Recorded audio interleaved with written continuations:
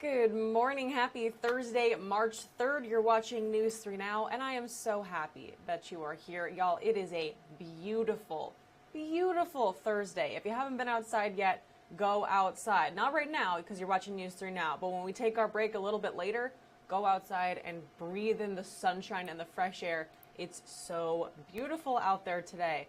All right, so before the show started, I'm talking like a few minutes ago, I was reading the latest Humans of New York post. If you do not follow Humans of New York, if you have no idea what I'm talking about, do yourself a favor and follow Humans of New York on Instagram, Facebook. You can even buy a book, Best Stories Ever. You are guaranteed to have tears in your eyes or be just sobbing every single time you read one of those stories. The person who runs Humans of New York is my ultimate role model. He does exactly what I want to do, which is talks to people and then tells their stories. It's awesome.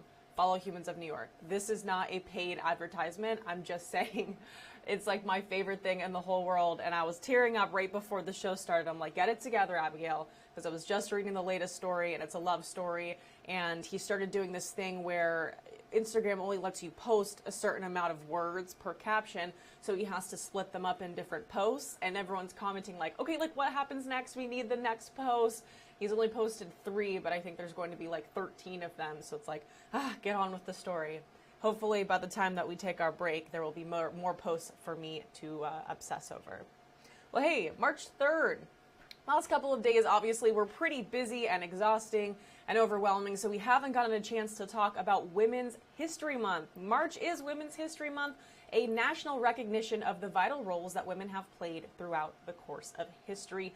This recognition began in one town in 1978 when the Education Task Force of the Sonoma County Commission on the Status of Women celebrated Women's History Week in Santa Rosa, California. The week was chosen to include International Women's Day, which is on March 8th.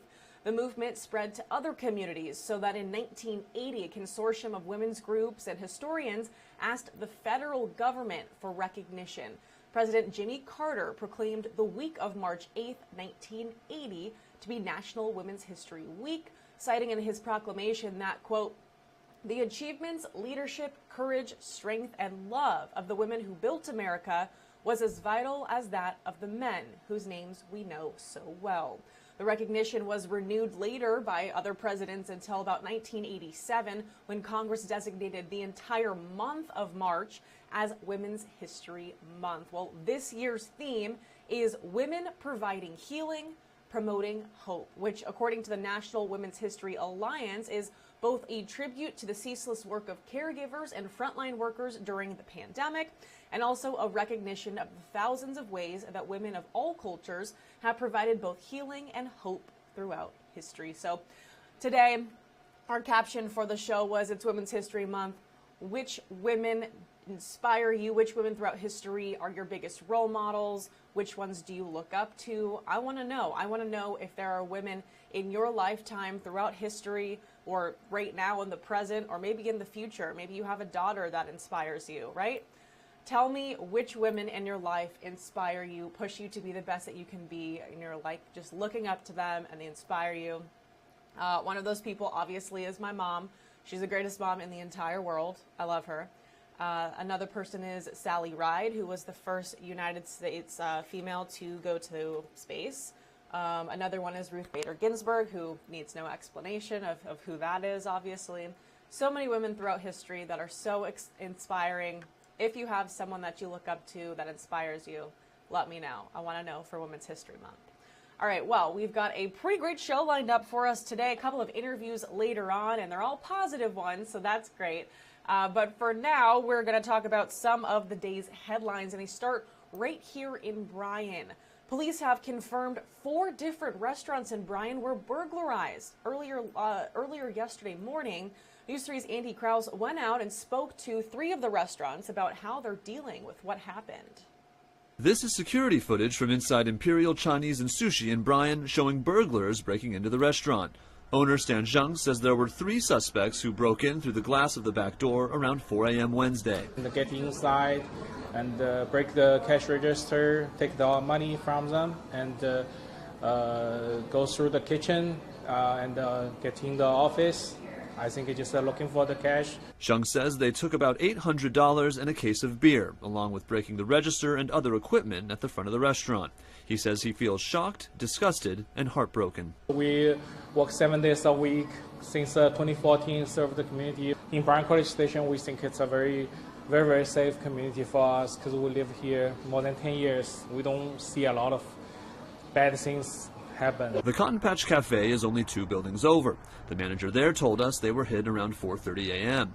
He says the burglars also broke through a glass door and ran off with cash in less than 3 minutes. About an hour earlier, around 3:20 a.m., Mr. Hamburger on Texas Avenue was also hit. The circumstances were strikingly similar to the Imperial break-in. They came through the back door, broke cash registers, busted into the office, and ran off with about $800 in cash. It's really unsettling, especially, just for us, and when you hear about it happen multiple other restaurants, and, I think 3 of the 4 of them were actually, locally business owners as well. So, it takes a toll on the small business owner when these things like this happen. In Bryan, Andy Krause, News 3.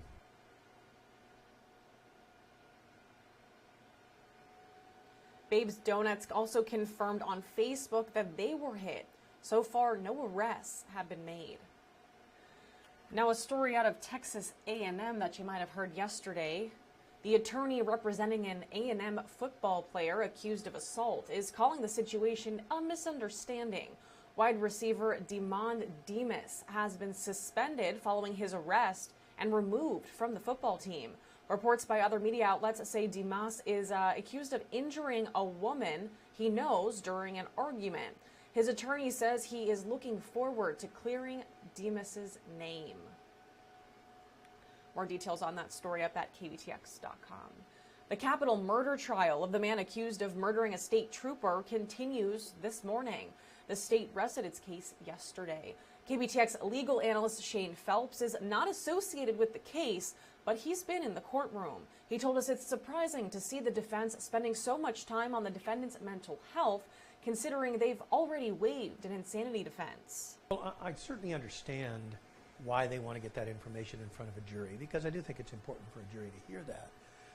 The problem the defense is facing is that they have made an agreement to get out from under the death penalty that limits their ability to do that. If convicted, Black could be sentenced to life in prison without the possibility of parole. An update to a story that happened yesterday afternoon. 2 people are dead and 2 are in the hospital after a crash in Burleson County. DPS says the crash began as a traffic stop and turned into a high-speed chase. During the chase, the BMW lost control and hit a tree. The 2 backseat passengers were pronounced dead at the scene. The 2 people that were sitting up front were flown to the hospital.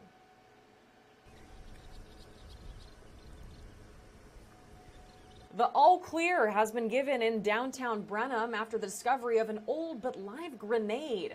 According to KWHI, it was found by a business owner who purchased several boxes of antique weapons and memorabilia. College Station's bomb squad was called in to safely take possession of the grenade. A security concern has forced Brazos County to pull some of its public court and jail records offline. The county says it's pulled some public records off Justice Web as well. This was a precautionary move after non-public records kept with the same software were exposed in California. It's unclear if any private records from the local database have been exposed.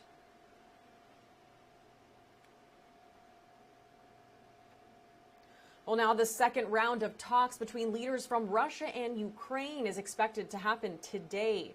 That conversation should take place in Belarus.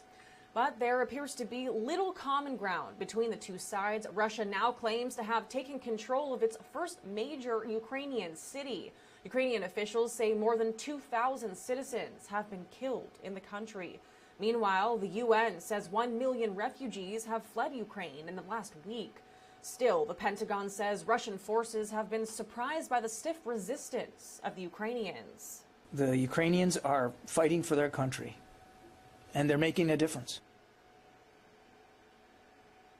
This is a blockade formed by residents in southeastern city to protect their nuclear power plant. Back in the U.S., lawmakers officially declared they stand with Ukraine. The House overwhelmingly passed a resolution of support in a 425-3 vote. The three who voted against the resolution were Republicans from Arizona, Kentucky, and Montana. The UN General Assembly also approved a resolution condemning Russia's invasion of Ukraine. Putin is now isolated from the world more than ever and will continue to aid the Ukrainian people as they defend their country and help ease their suffering in the process.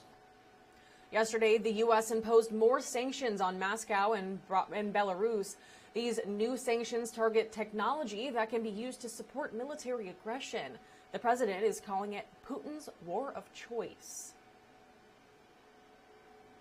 Well, two local men have been a part of groups that help orphans in the Ukraine, but now their goals have been shifted to help those who are fleeing. News 3's Morgan Rydell spoke with them about why. That is a big problem that will not improve anytime soon. Kent Dale, a rancher in College Station, and Jerry Fox, the COO of First Financial Bank, have traveled to Ukraine many times over the last 10 years in an effort to educate those leaving the orphan system at 16 years old. With the outbreak of the fighting, all of that has come to an end. There are many, many children in Ukrainian orphanages with nowhere to go. People they work with in the country under attack are making hard decisions. So these children have already lost their parents or have been abandoned by their parents, and the only people they really know are the people involved in our program for humanitarian aid. So if we leave, what kind of message does that send to them? So it's a real tragic situation, very complicated right now.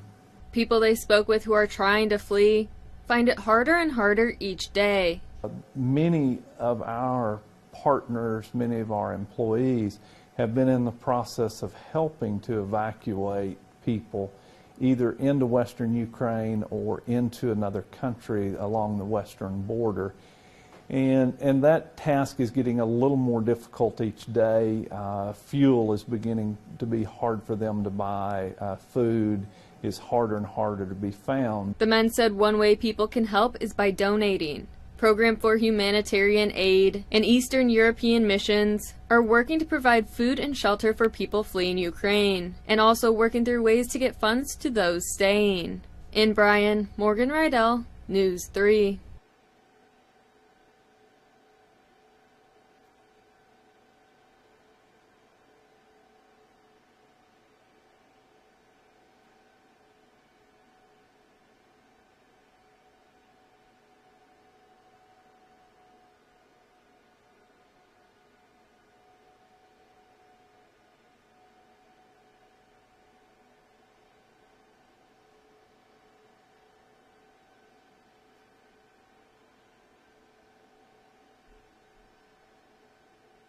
One orphanage they work with said they had 85 orphans with no way to transport everyone out, and they're running out of food.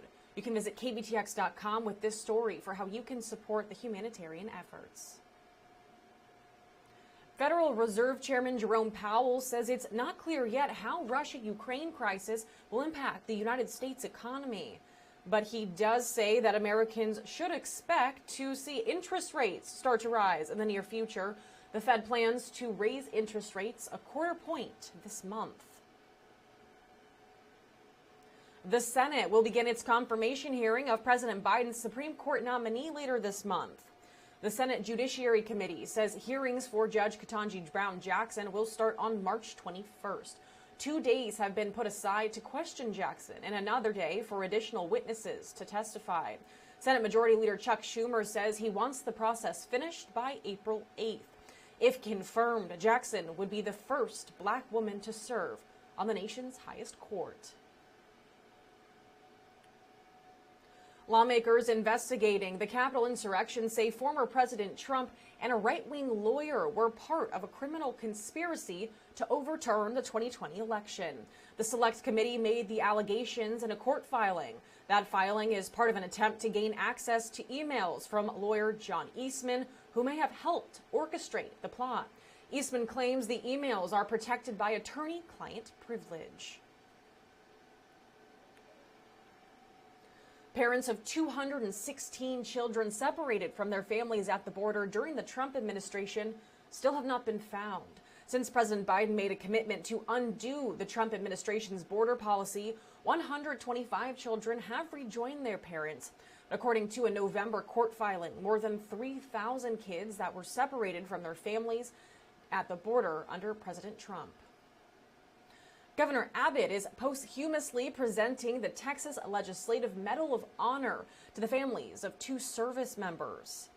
One is being recognized for his efforts in World War I. The other is being recognized for his heroism when the U.S. CGC Blackthorn sank in 1980. We honor 2 men who raised their hand and they answered their call for our country. In Texas, we support our military, both in Texas and our United States military, for stepping up and securing our freedom in this country. They are now the 14th and 15th service members to be honored with the Texas Legislative Medal of Honor. That medal is the highest military decoration bestowed on a service member of the Texas Military Forces. There was high drama in a Louisville, Kentucky courtroom when a former police detective linked to the killing of Breonna Taylor testified in his own defense. Brett Hankison called the death of the young emergency medical technician a tragedy. He got emotional when he described how the botched police raid unfolded. Hankison is not charged with killing Breonna Taylor, but rather endangering her neighbors. Jerica Duncan is following the trial. Is there anything, Brett, that you feel like you did wrong? Absolutely not. What were your feelings about this entire incident? Tragedy. It's something that didn't have to happen. Former Louisville Metro Police Detective Brett Hankison defended himself in a Kentucky courtroom Wednesday. She didn't need to die that night. Breonna Taylor's mother, Tamika Palmer, was there, but walked out after Hankison made that comment. She's done. We'll keep. Investigators say his bullets didn't hit anybody, but after the raid, the then police chief said Hankison had blindly fired his gun, calling Hankison's actions a shock to the conscience. I felt sincere empathy for them. In March of 2020, police dressed in plain clothes, armed with a no-knock warrant, broke into Taylor's Louisville apartment looking for an alleged drug dealer. But neither Taylor nor her boyfriend, Kenneth Walker, who were inside, were the targets of the raid. Walker mistook the cops for intruders and fired his gun once. The police returned fire, shooting 32 times. Walker spoke with Gail King about the raid in October of 2020. I don't think I ever heard so many gunshots, like, all at the same time. I've never been to war, but I assume that's what war probably sounds like. Several times during testimony, Hankison became emotional as he talked about Sergeant Jonathan Mattingly getting shot. I knew Sergeant Mattingly was down, and I knew they were trying to get to him. And it appeared to me that they were being executed with this rifle. Jerica Duncan, CBS News, New York. Mattingly survived and was one of the police officers who fired shots that struck Taylor. The former sergeant who retired from the force has been promoting his new book, what he calls The Truth About the Raid. Hankison faces up to 15 years in prison if convicted. The White House has a new plan to deal with the pandemic. The administration released its National COVID-19 Preparedness Plan, which will in part focus on keeping businesses and schools open while also planning for future variants. The plan, which requires more funding from Congress, also calls for more people getting vaccinated. The president laid out 4 key goals for the path ahead. First, protect against and treat COVID. Second, prepare for any new variants.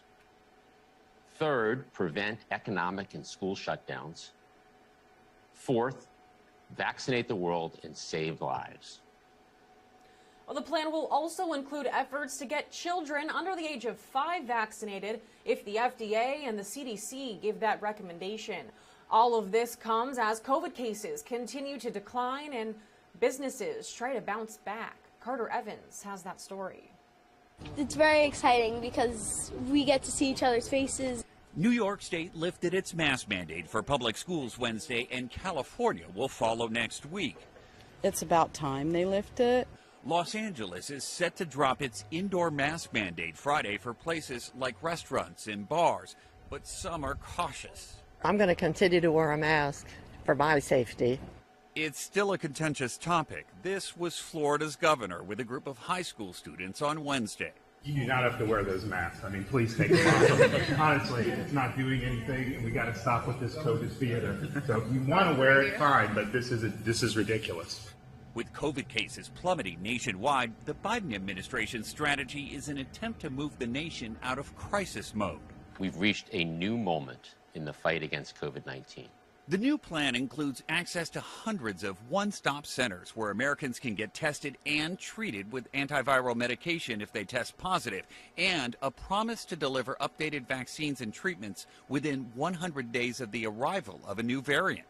CBS News contributor Dr. David Agus. Is this the right time for this kind of move? No question about it. We have a good amount of immunity in the United States, so we are ready to move to that next step. If you were diagnosed with COVID-19, we can give you a pill that can block serious illness and hospitalization, so we really can enable us safely to go back to dropping the masks and going back to a more normal way of life.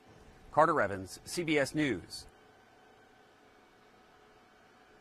Well, hey, if you're wearing a Fitbit around your wrist right now, you might want to check what version you have. Fitbit is recalling about 1 million of its smartwatches that were sold in the U.S. because they could burn you. The recall impacts 4 models of Fitbit's smartwatches. The Consumer Product Safety Commission states the lithium-ion battery that's inside the watch can overheat.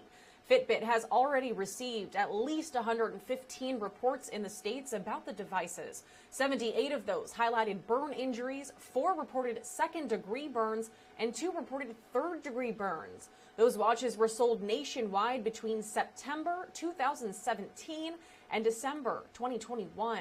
Customers can contact Fitbit to learn more about the recall and how to return the device for a refund. Multiple states are investigating TikTok's impact on young Americans. Investigators will specifically look at what the app is doing to keep users so engaged and if the social media app poses mental health risks. They want to figure out if any of TikTok's practices go against state consumer protection laws. TikTok said it limits its features by age and provides tools and resources for parents.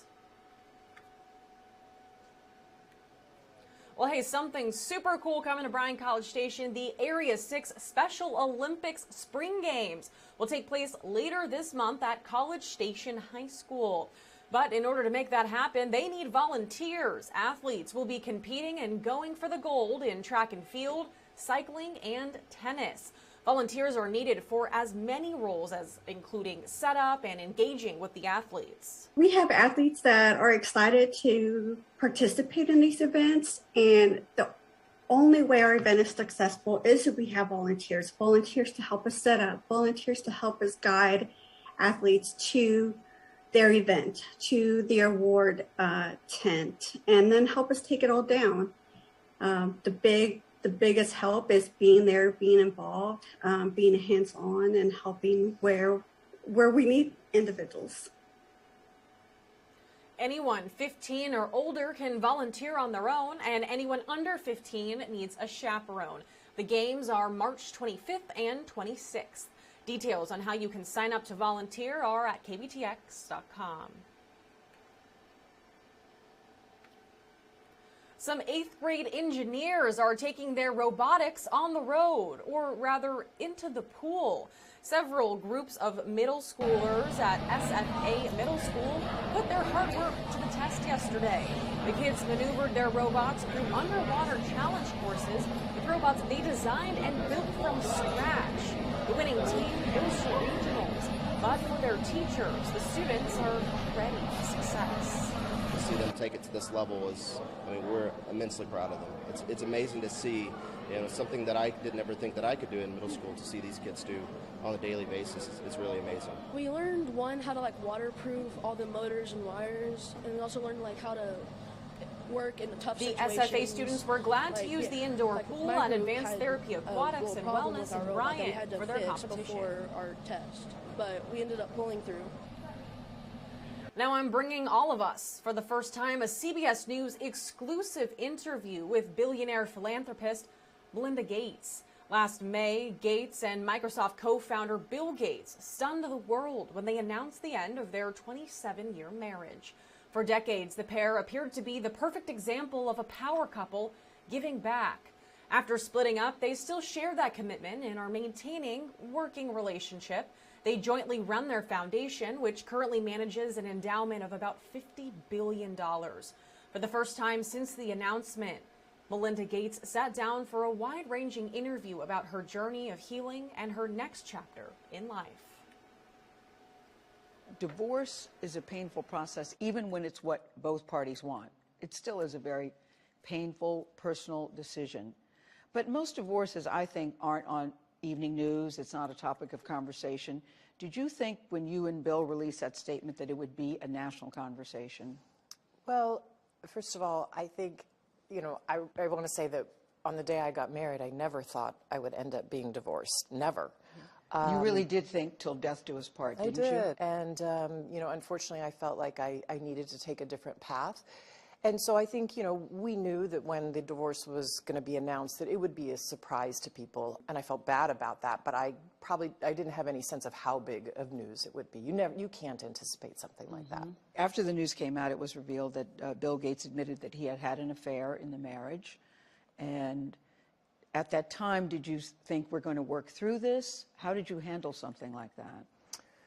Well, I certainly believe in forgiveness, so I thought we had worked through some of that. It wasn't one moment or one specific thing that happened.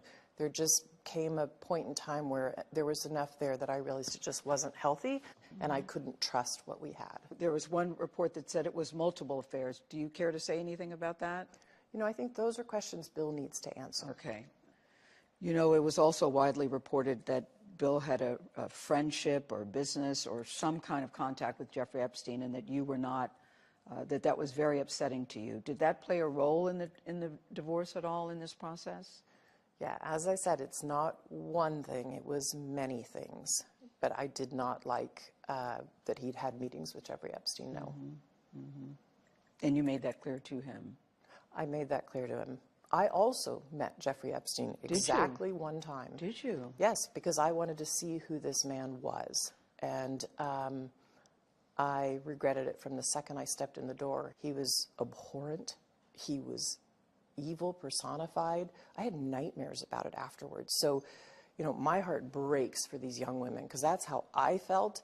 And here I'm an older woman. My God, I feel terrible for those young women. It's awful. You felt that the moment you walked in? I didn't realize that. He was awful. Yeah. And you shared that with Bill, and he still continued to spend time with him? Any of the questions remaining about what Bill's relationship there was, those are for Bill to answer. Okay. But I made it very clear how I felt about him. I think so many times when women go through a divorce, they feel ashamed or they feel they did something wrong, especially when it's so public. So many women question themselves. What did I do? Was this my fault? Did you have any of that? I don't question myself now, not at all. I gave every single piece of myself to this marriage. I was committed to this marriage on the day we got engaged and until the day I got out of it. So, no. But I also think society used to put things on women like it was our fault. No, I did nothing wrong. So I hold my head high. Did you have moments where you were just so angry? Did you have moments that you were just in such pain? Because people look at you, Melinda French Gates, and say, she has it all. She has it all. Well, I think it's really important to say, look, I had a lot of tears for many days. I mean, days where I'm literally laying on the floor and the carpet, this close to me, thinking, how can this be? How can I get up? How am I going to move forward? And days I certainly was angry. I mean, this is painful stuff. And at the end of the day, though, I started on this journey of healing, and I feel like I'm starting to get to the other side. And I do feel like I'm turning a page in the chapter now. I mean, it's 2022, and I'm actually really excited about what's to come in life ahead for me. How would you describe your relationship with Bill Gates today?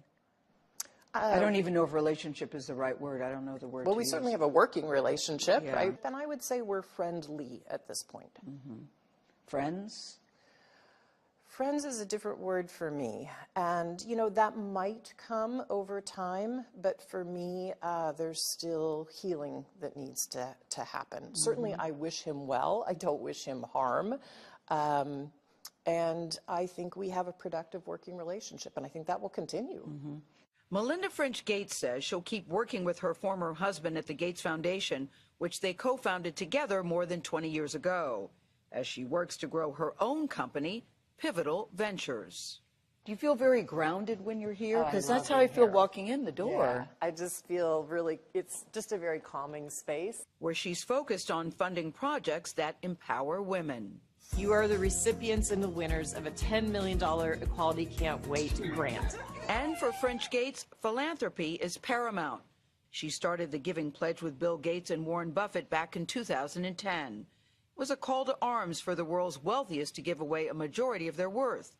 In her latest Giving Pledge letter, she writes this: "Giving away money your family will never need is not an especially noble act."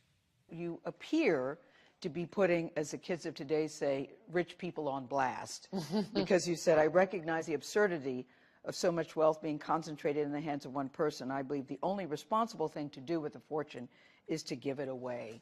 Were you challenging other billionaires?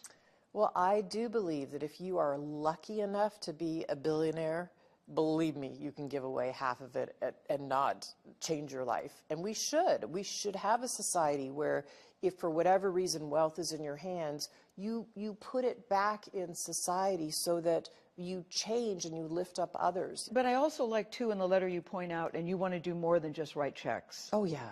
That's not good enough for you, just to write a check.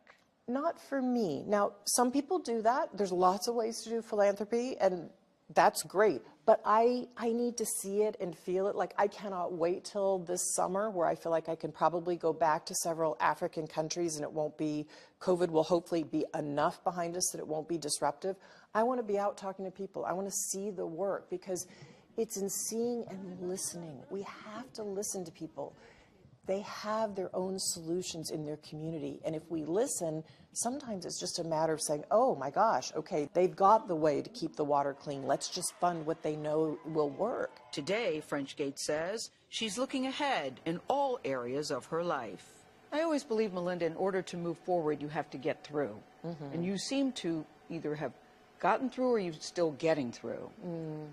What is it? I think it's a bit of both. I think I've probably gotten through the hardest times. Not that there haven't been some hard times even in the last 2 weeks. I do my very best to show up as my best self.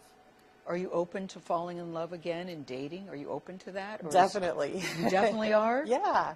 Yeah, I hope that happens for me again. You know, I'm dipping my toe in that water a little bit. You are? Yeah. And, you know. What does the water look like, Melinda? Share.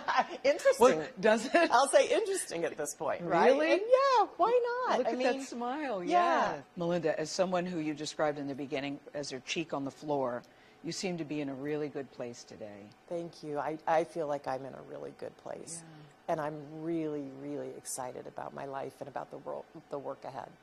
Gail King, CBS News. Apple is hosting its first big product launch of the year next week.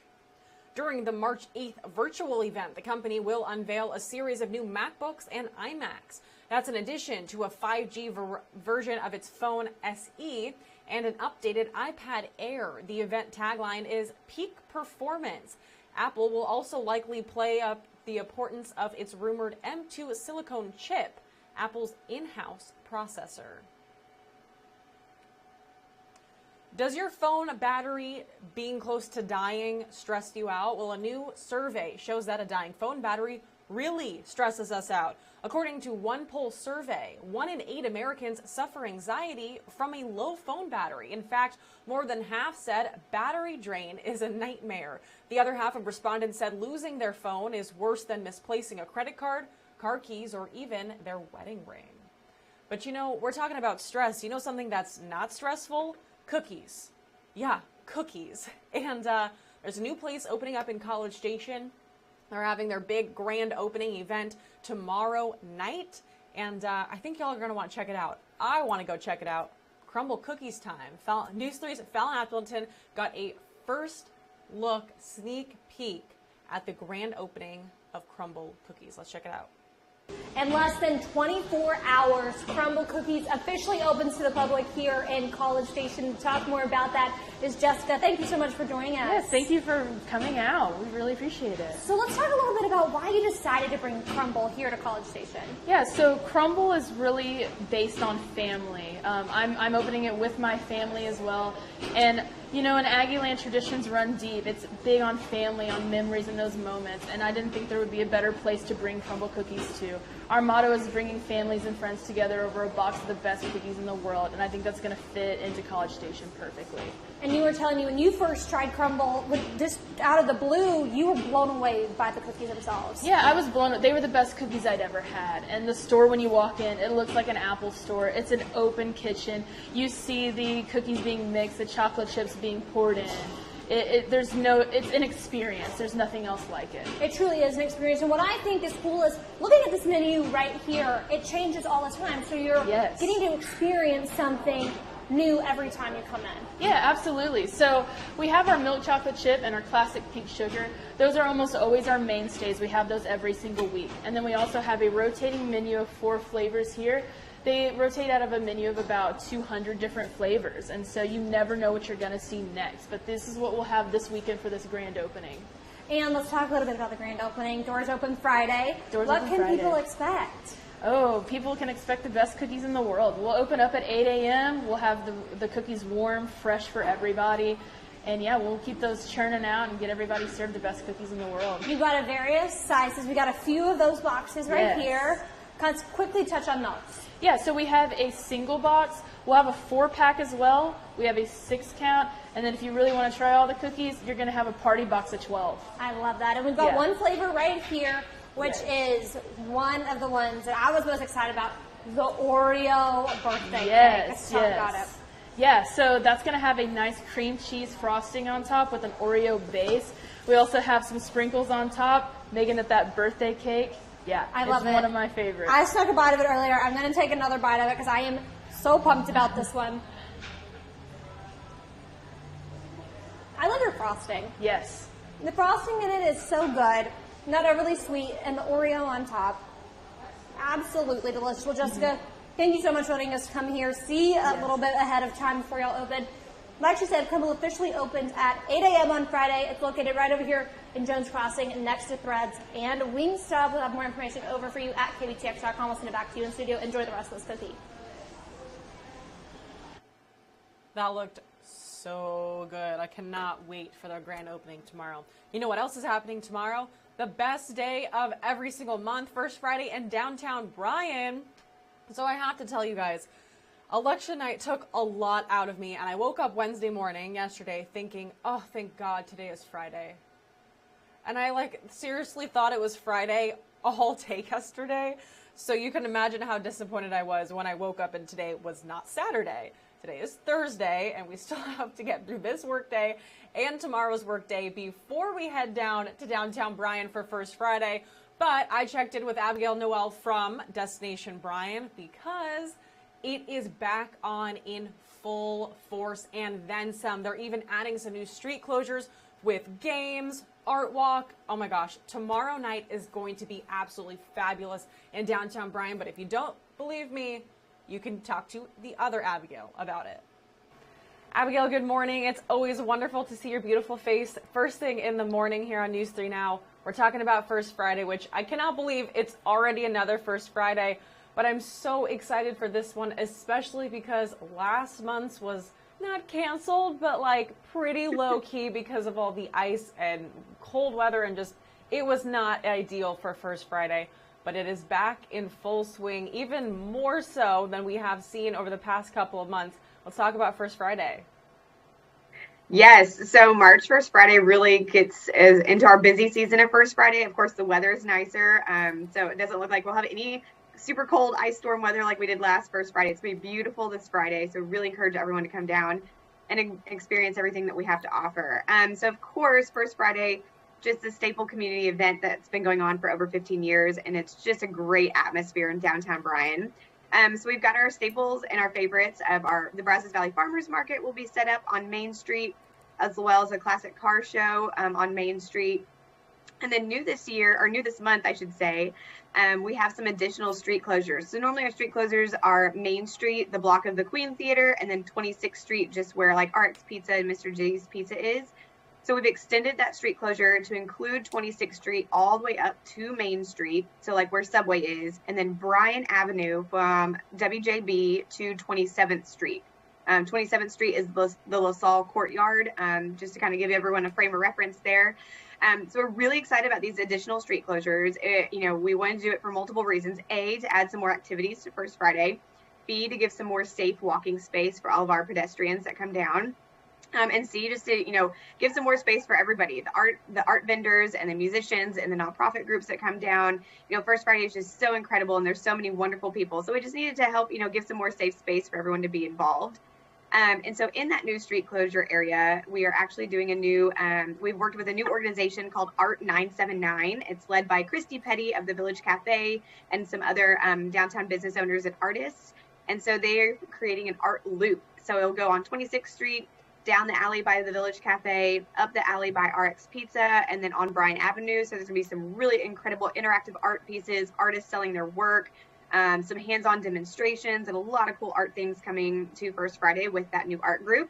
And then we're also gonna have some really fun and like carnival inflatable games. So like, you're attached to the bungee cord and you run down the inflatable row and you try to go as far as you can, or like you run and jump in your big piece of Velcro and you stick to the wall. So we've got some fun things going to be added there on Bryan Avenue in that street closure area as well. And then of course, tons of street musicians, tons of other street performers, and some nonprofit organizations of our local community. Oh my gosh, this is so awesome. And I was laughing out loud when you were talking about the games because I can't wait to play some of those. I love the Velcro wall one. That's definitely my favorite. If you're at First Friday, come and find me and we will do that wall together. All right? All right. Yes. So yes. Let's talk a little bit more about, you touched on this briefly. It's March, which means things are kind of starting to ramp up. We're seeing a lot more groups reach out to you guys. So we've actually never talked about this on our interview. Let's talk about if a nonprofit organization or just any organization in general wants to participate with a booth at First Friday. How do they go about doing that? Yeah, that's a great question, and I'm glad you asked that. We haven't talked about it. So we allow, like acoustic performers or street musicians, and then nonprofit or community organizations to sign up for free to be part of First Friday. There's no for-profit businesses that are allowed to like do anything selling-wise. That's only just the farmers market vendors, because we have a contract with them, and this new art group, we have a specific contract with them for their membership. But if you are a nonprofit or community organization or school organization that wants to get some information out about what y'all do or an event coming up, we're more than happy to host you. So we have a really simple form on our website. If you go to destinationbryan.com and just click on the First Friday page, there's different sections that you can fill out a form based off of your group or a performer. Completely free for you to fill out that form and sign up and be a part of First Friday. The big thing is the timing of when those applications are open. So they're open the 1st through the 15th of the month prior. So for instance, right now, applications are open for April First Friday. So they opened yesterday, March 1st, they'll close on March 15th. And then that gives our time for our events team to, go through all those, place everybody where they're needed, based off of electricity needs or different things. We have to get really, particular with our street performers because the sound kind of travels throughout downtown. So we got to make sure they're in certain areas on the sidewalks of downtown as well. But anyway, it's a great opportunity. We've had a lot of, college students or high school students or locals that just do like an acoustic performance and sign up. It kind of gets their feet wet with performing in front of a crowd. It's a really, really happy to work with those performers and nonprofit and community organizations to come to First Friday. I am loving this conversation and I'm feeling so excited. I bet you guys are also feeling really excited. You guys have new street closures so that you're actually expanding all of the activities that are happening at First Friday. How are you guys feeling about this? Are you excited? Oh, we are super excited. So First Friday has just grown so tremendously over the past, 5 or 7 years. Like I said, it's been going on over 15 years now, but it's just grown so much. We added the Main Street street closure about 3 or 4 years ago now, and then we added 26th Street about a year or so ago. And so it's just a way, like I said, to provide a safe space. There's so many people that walk around First Friday when we give lots of people plenty of safe space to walk around. I know the big question is going to be, where do we park now? Because some of those, with those street closures. So of course, with First Friday in the street closure areas, you can park anywhere in downtown outside of those street closure areas. You can also park at the Roy Kelly parking garage. They do a special First Friday rate of $5. And so that you can park there for the whole evening. And it's just a simple walk, like you walk 1 block down 26th Street and get to the hub of First Friday. So there's a lot of opportunities to park, in downtown as well to get to First Friday. So don't be too concerned. I promise you there's plenty of parking. You might just have to walk a block, which is totally fine because it's going to be beautiful weather this weekend and on this Friday. And so we were just really excited to, see everybody and enjoy these new street closures and new activities. All right. Anything else that you want our viewers to know going into this First Friday for March, or really anything in the future? Yeah, so I think just, First Friday is just a great opportunity to come and try some new businesses that you might not have tried in downtown before, whether that's a retail or a restaurant or something new. Get to learn some more about your local community with these nonprofit groups and local community organizations. So we're just really excited to have the opportunity to really showcase downtown Bryan to everybody, and we really hope that you enjoy.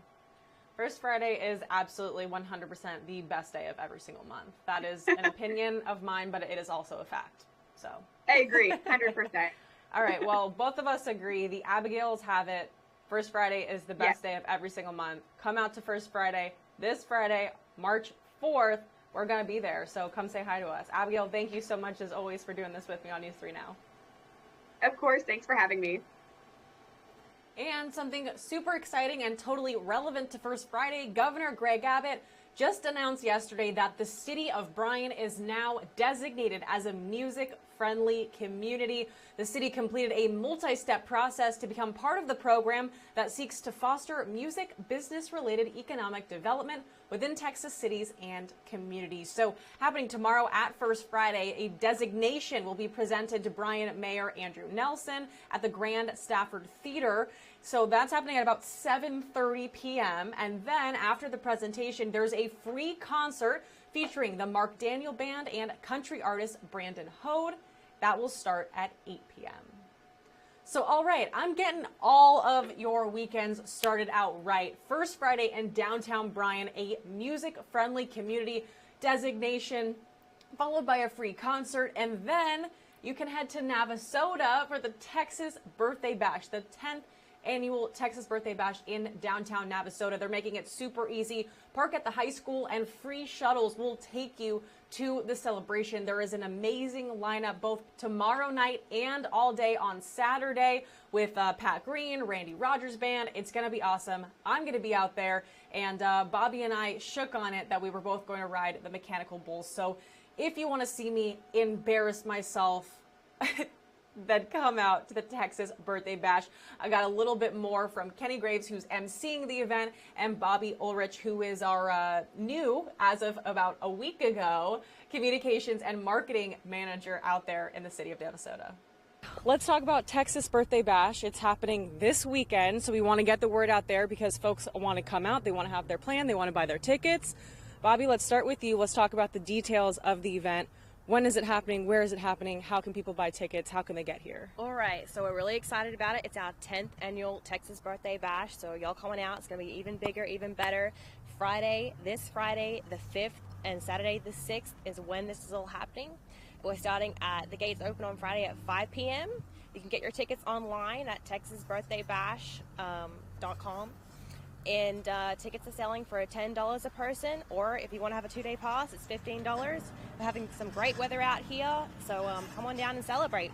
Absolutely. It is beautiful out here, and it's my first Texas Birthday Bash. It's also your first Texas Birthday Bash. So any expectations that you have? I mean, are we setting goals? What do we want to happen this year? Well, this year we're hoping to have around 25,000 people come out over the 2 days. Last year we had just over 20,000, so we're setting a new goal for this year. And, we have a great lineup this year of some amazing artists, so we're hoping, more people are going to come out and celebrate, and we'll have a big old party down here in Navasota. Absolutely. Okay, and Kenny, you are our MC of the event this weekend. Let's talk about that lineup. We were talking before the interview, and I said, how are you going to pump people up? And you kind of said, well, the lineup kind of does that itself. So let's talk about that. Let's talk about what you hope happens this weekend when people come out to Navasota and enjoy the city. I think they've staged it to where the crowd will just build throughout the day. Friday night, we crescendo with Diamond Rio, Grammy winners, and they've won CMA Awards, ACM Awards. And then Saturday, it's all about Texas music and Texas artists. And we're going to kick it off with Hayden McBride, a newcomer on the scene. You have Bree Bagwell, the First Lady of Texas music, all the way up through the heavyweights of all-time Texas country music with Pat Green and the Randy Rogers Band. So it's going to be phenomenal. We were talking a little bit about how a lot of people from Bryan, College Station, are going to want to make their way out there on Saturday, especially to see those well-named artists here. Let's talk about what you hope comes of this event, right? We heard from Bobby that more than 20,000 people were here. We're hoping for 25,000. This is actually my very first time standing here at Navasota City Hall. So people like me, we're out here, we're excited. Hopefully more people from outside of Navasota are going to come, right? Anytime we get people into the town, they fall in love with it. Because frankly, downtown does look like a Hallmark movie. It does. So people get down. The shops here are fantastic. We've got some great places to eat, and we'll have all the Texas vendors here over the course of the weekend. So something for everybody. And so since this is the 10th annual Texas Birthday Bash, I feel like that's a big deal. I feel like since the first one, I assume it has grown exponentially. We went through a pandemic where we couldn't have something like this. Now we're kind of in our recovery stages, right? There's a lot of economic growth that's happening over the last couple of years since this has happened. What are we hoping to see for the city of Navasota other than people coming out to enjoy the city? Well, I'd like our businesses to get recognized. The city knows how to throw a party, for one, but and a lot of hard work goes into this. Getting people in and having the businesses have a chance to have that extra business, and a lot of times they get repeat customers because of that, and so that's just continued growth, that ripple effect, they say. Absolutely. And Bobby, we were talking before this. It is your 5th day with the city today. While we're doing this interview, it's your first Texas Birthday Bash weekend. Personally, for you, I mean, what do you hope comes of this weekend? What do you see for the future of the city of Navasota? How can this event happening this weekend get you guys to your goal? Well, you know, this event it's our biggest event of the year. We have a lot of great things that happen at the city, but this is one of our biggest and the most favorite of the pick of the community. So we're hoping that, you know, going forward, it's just going to keep getting bigger and better, and we're going to keep involving more with the community and keep celebrating this great town that we love so much. And this is an event for kind of everyone in the community, right? Families, like you said, date night, maybe you can bring the kids. Everyone's invited. Everyone can come both Friday and Saturday night. Is that right? Yes, correct. So what other details do our viewers need to know? We're going to watch this, you know, during the week time. They're going to think about, hey, what do I want to do this weekend? I want to go Texas Birthday Bash. What else do they need to know before they buy their tickets? We've got a petting zoo. Okay, a petting zoo. Yeah, we're kid friendly. We've got a petting zoo, face painting. What else to do? Old Western gunfighters. Yeah. Oh, okay. They'll be reenacting gunfights in that corner over there. And like I said, a lot of Texas vendors, a lot of great food as well. Okay. Food is important. Food is definitely a reason. And if you want to try your hand, in the kids zone, they will have a mechanical bull. For the kids or for everyone? Well, my partner at the radio station, she wrote it last year, so Okay. I'll say for everyone. Okay. Might have to go with that one, Abigail. Oh, I might. I think that would be the most embarrassing moment of my entire life. I will do it if you do it, because it's both of our first Texas Birthday Bash. All right, so sign okay. us up. This is on television, so Okay. now we have to do it. Okay, Saturday. Saturday. All right. Anything else that you want people to know before they come out here this weekend? Final thoughts. Well, come on down, get ready to party, because it's going to be the party of the year, downtown Navasota. We'll see you there. Absolutely. Kenny, anything from you? Well, the shuttles, I'll be running. They'll park at the high school. They'll pick you up and bring you in. And our other locations, local hotels, if you happen to be staying, contact the city, make your arrangements, and they'll be sure to get you to and from the event safely. Perfect. And I will have that information up at kbtx.com too. We'll have a direct link. We'll have maps, so everyone will get there to and from safely, hopefully, and have a great time. Thank you guys so much for this. Thank you, Abigail. Remember, TexasBirthdayBash.com for the full lineup of events and where you can buy your tickets online. Super easy. TexasBirthdayBash.com. Tickets, and boom, super easy. 1 day is $10, 2 days, $15. And like I said, making parking super easy. Park at Navasota High School. The free shuttle will take you right to downtown Navasota. And if you've never been to downtown Navasota, I just went for my first time this Monday, and Kenny and Bobby were nice enough to walk me around and give me a full tour. It is beautiful, y'all, and so many new things coming. You know, the PA Smith Hotel just opened, gorgeous. There's new bars and grills opening, restaurants, coffee shops. It's really awesome, and Saturday is going to be super fun. Friday is going to be super fun in downtown Bryan as well. So I'll see you at First Friday, and then I'll see you at the Texas Birthday Bash. If you guys have something super exciting happening over the weekend, send me a message. I want to help you promote your event. All you have to do is go to our Facebook, go to my Facebook page, go to my Twitter page, at Abigail Metch KBTX, at Abigail Metch TV, and send me a message. Let me know what you have going on, and if you want people to come, let's do it. Let's get the word out there, all right? I want to help out with all fun community events that are happening. Tomorrow, we're going to hear from Peggy Goss at United Way Brazos Valley about a community month-long book drive that they are having. We're also going to talk to her a little bit about their Ride to Health program, which are still looking for volunteers to drive folks to and from those non-emergency medical appointments. Transportation is crucial in getting people access to health care. So we'll talk to Peggy tomorrow here on News 3 Now. We are going to take a 30-minute break now. So like I said, go outside and get some sunshine, y'all. It's good for your soul. It's a beautiful day. Drink some water, take some deep breaths, tell someone that you love them, and go sit in the sun and relax. I'll see you right back here on KBTX News 3 Now in just 30 minutes.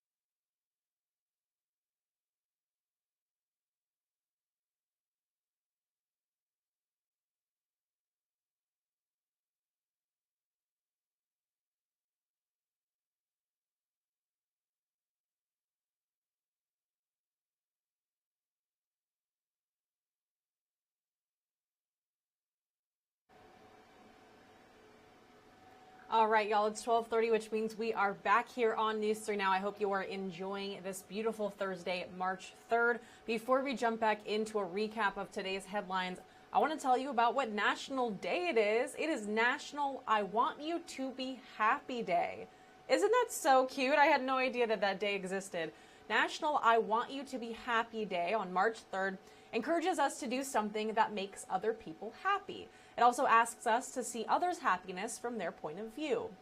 Putting a smile on someone's face tends to put one on ours as well. So today is National I Want You to Be Happy Day, and I love that. I feel like that's very me and has to do with all the positive messages that I try to send to y'all. So happy I Want You to Be Happy Day.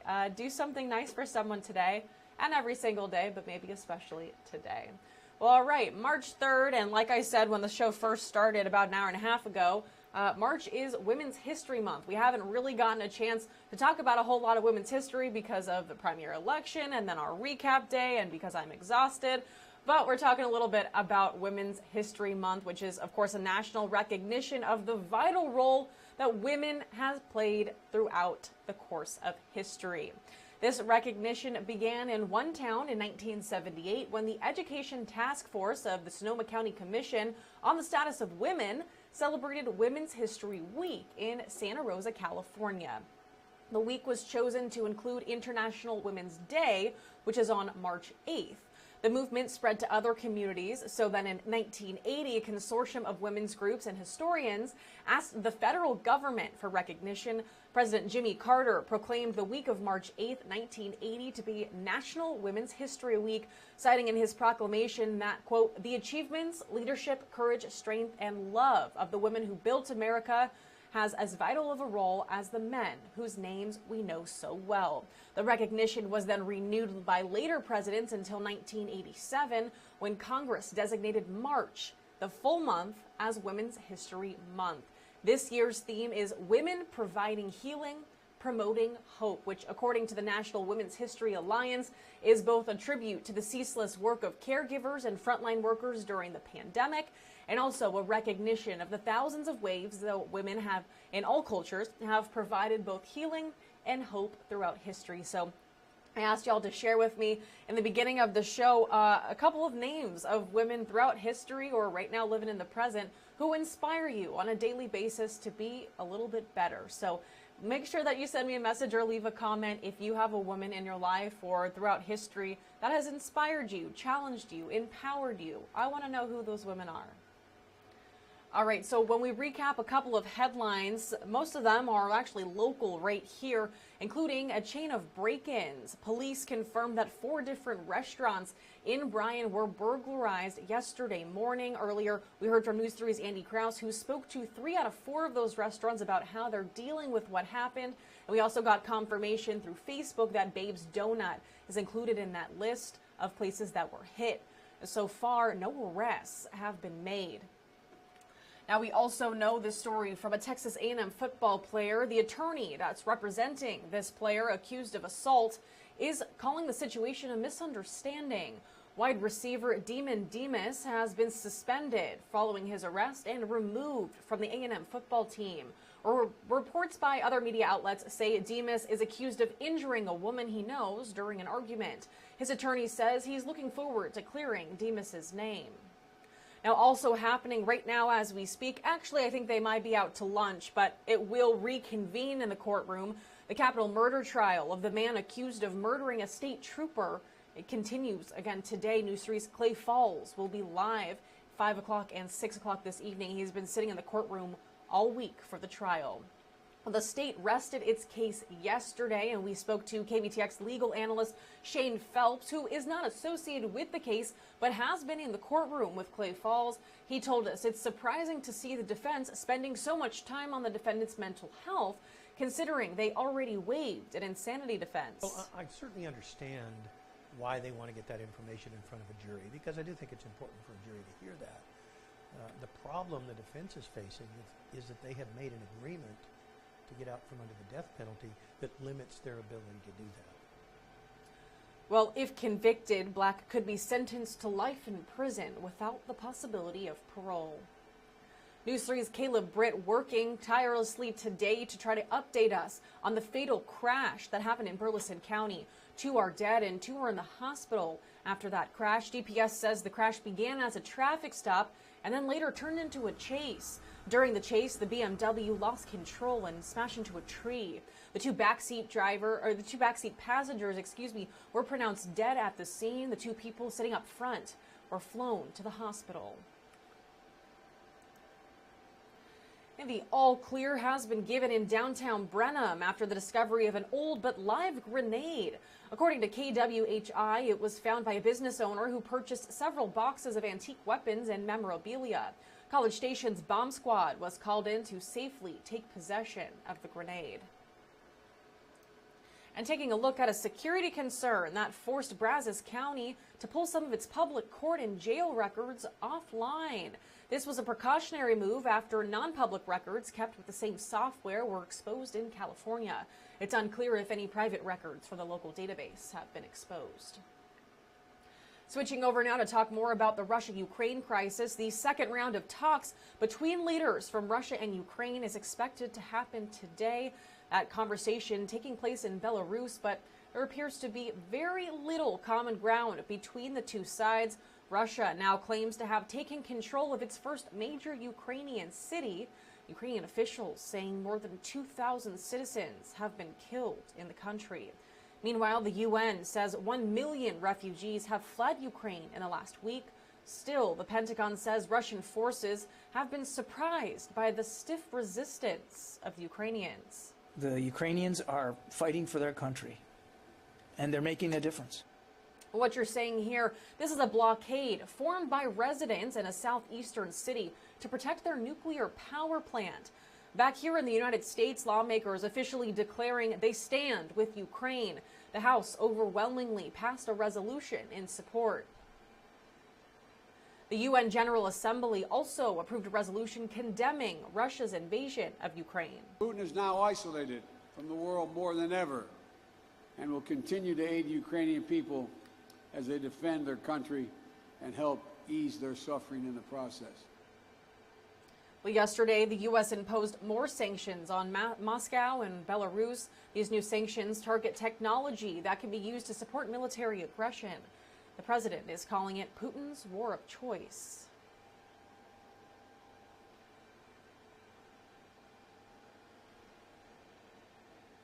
The Senate will begin its confirmation hearing of President Biden's Supreme Court nominee later this month. The Senate Judiciary Committee says hearings for Judge Ketanji Brown Jackson will start on March 21st. 2 days have been put aside to question Jackson and another day for additional witnesses to testify. Senate Majority Leader Chuck Schumer says he wants the process finished by April 8th. If confirmed, Jackson would be the first black woman to serve on the nation's highest court.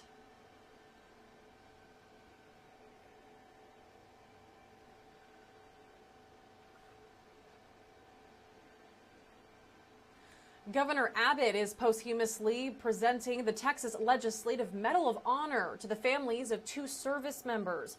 One is being recognized for his efforts in World War I, the other being recognized for his heroism when the U.S. CGC Blackthorn sank in 1980.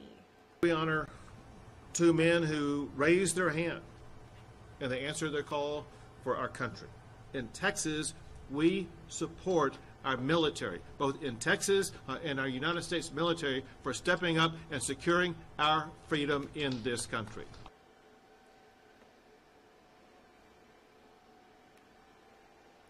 And as I continue talking us through this, my background telling us it's about time to call it quits, but we've got a couple more headlines to recap before we end News 3 Now for the day. The White House has a new plan to deal with the pandemic. The administration released its National COVID-19 Preparedness Plan, which will in part focus on keeping businesses and schools open, while also planning for future variants. The plan, which requires more funding from Congress, also calls for more people getting vaccinated. The president laid out 4 key goals for the path ahead. First, protect against and treat COVID. Second, prepare for any new variants. Third, prevent economic and school shutdowns. Fourth, vaccinate the world and save lives. The plan will also include efforts to get children under the age of 5 vaccinated if the FDA and CDC give that recommendation. This, of course, comes as COVID cases continue to decline and businesses try to bounce back.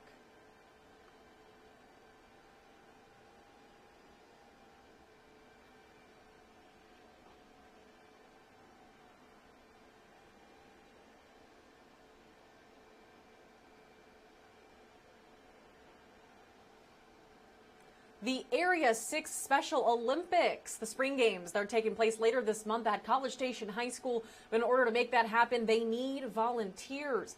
Athletes will compete and go for the gold in track and field, cycling, and tennis.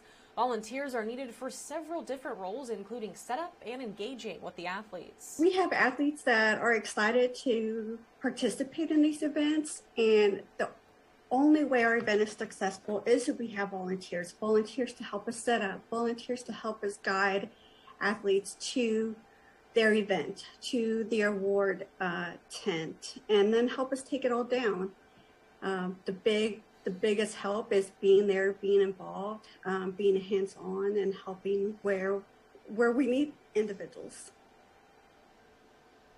Anyone 15 years or older can volunteer on their own, and anyone under 15 can still volunteer. They just have to bring a chaperone. The games are happening March 25th and 26th. Details on how you can sign up to volunteer on our webpage.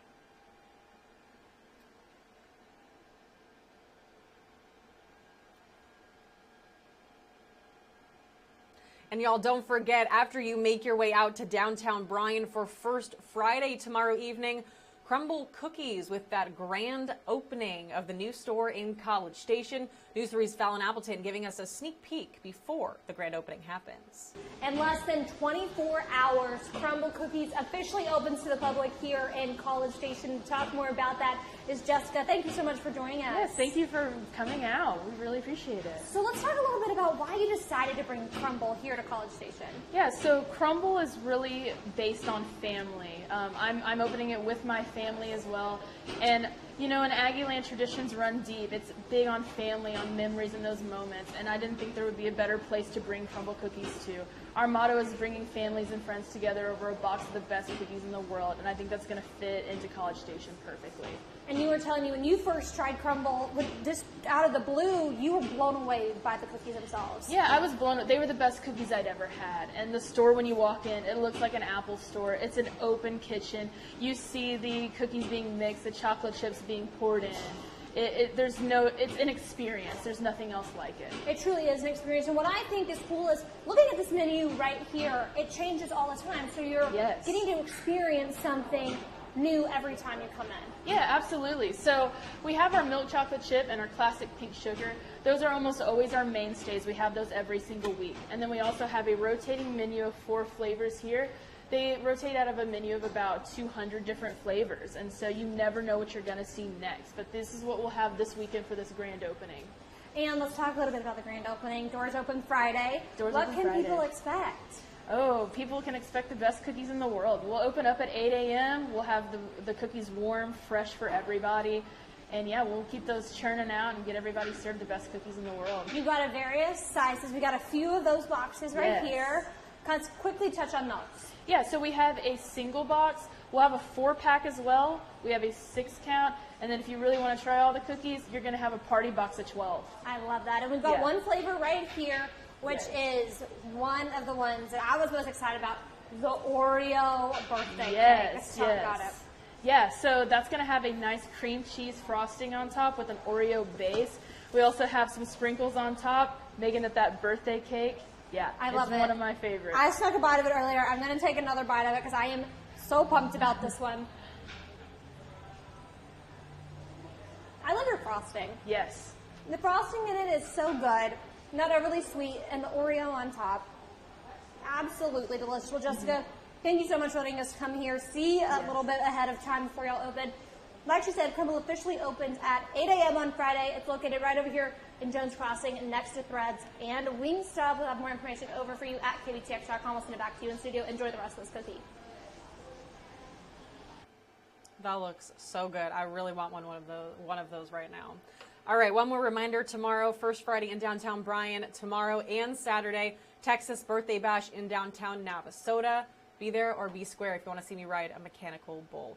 Last but not least, one more reminder that today is National I Want You to Be Happy Day. So from me to all of you, I want you to be happy. But not just today, I want you to be happy every single day. That's going to wrap up our show, News 3 Now, on this Thursday, March 3rd. More to come later this week, as today is Thursday. It is not Saturday, and yesterday was not Friday. So we've got one more day for us. We'll talk to the United Way of the Brazos Valley tomorrow about their month-long community book drive and about needing volunteers for their Right to Health program. And then hopefully we just have a great Friday. Get out of work maybe a little bit early, at least on time. Head down to downtown Bryan for First Friday, and then to downtown Navasota on Saturday for the Texas Birthday Bash. Look forward to seeing y'all there. If you're out there and you see me, give me a wave, say howdy. I'd be happy to meet all of you. Have a wonderful rest of your Thursday. I'll be back with you tomorrow on News 3 Now at 11 o'clock. National I Want You to Be Happy Day. So today I want you to be happy, and always I want you to remember that you are loved, and I'm happy that you're here. Thank you for watching News 3. Local, trusted.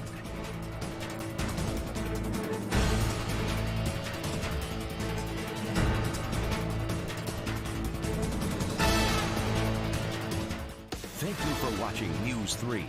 Local, trusted.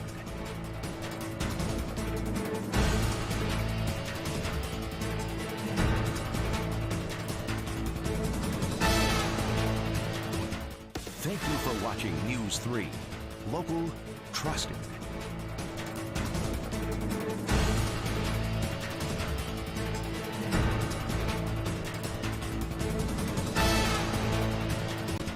Thank you for watching News 3. Local, trusted.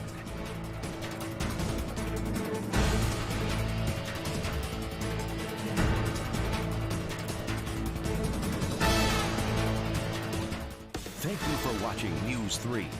Local, trusted.